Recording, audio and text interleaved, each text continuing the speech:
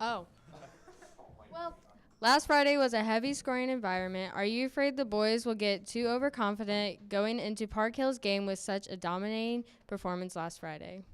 I don't think so. We usually do a pretty good job of trying to keep them humble and down to earth.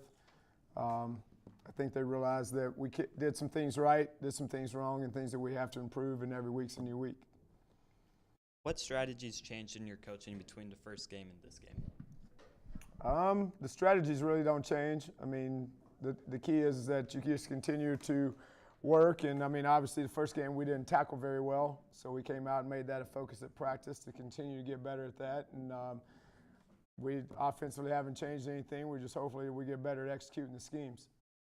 This is Jake's first year starting. In the first two games, his completion percentage averages to just over 73%. As his coach, how does this make you feel, and what do you have planned to make his percentage even higher? Well, the key with Jake is that, number one, Jake wants to be good, so he works hard and he's coachable. So the thing that we don't get that hung up on percentages we do is just Jake making the right reads and doing the right things and not forcing the ball where they shouldn't be. But he does a good job of studying film that you send him, and he studies the game plan. And he did a great job executing that on Friday night. I think the first game of the year he was a little nervous, but who wouldn't be? First start, and the bullets are coming at you. But he settled down a lot this game, and hopefully does the same thing this week, and just week by week he gets better. If Keyshawn is consistent throughout the season, he'll be on track to run about 800 yards this year.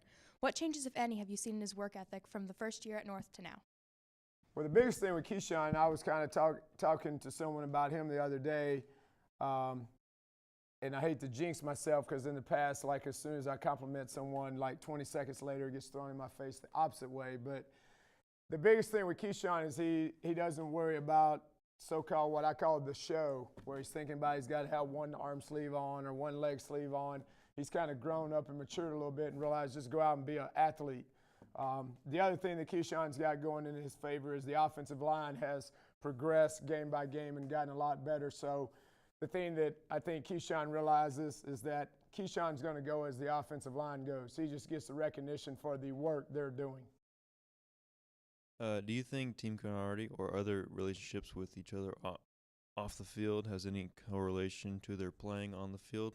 And if so, and how, if any?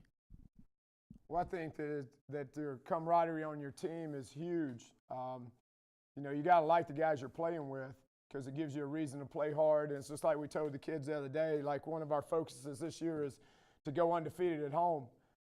It's the same thing we tell them. If somebody breaks in your home and they got a mask on them, you don't get mad and go into attack mode because you dislike that person. You don't even know who that person is. You go into attack mode and you go into protective mode because you love the ones that they're coming in to harm. So I think team camaraderie and team building and all that stuff that we do is a huge part of it. Park Hill were semifinalists last year with an impressive record of 10-3. Do you think that knowing this will have any effect on how the Eagles approach the game? What was your question again? Do you think that knowing how good Park Hill did last year will have an effect on how we approach the game? What year? Last year. Yeah, so that's last year. Yeah. We live in the show-me state. When we drive vehicles, we drive where? Looking forward. We don't ever look in the rearview mirror. So last year's last year. It's a new year. We don't worry about anybody else but the Eagles. That's all we worry about. Park Hill has a very impressive defensive line, including multiple players with Division I offers. How have they changed your approach, and how do you expect the offensive line to perform against that unit?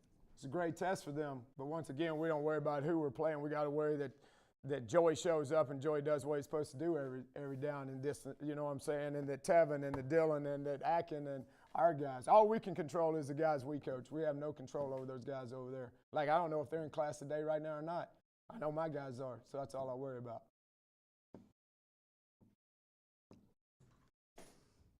Go Eagles. Let's go Charger on state. Go Eagles.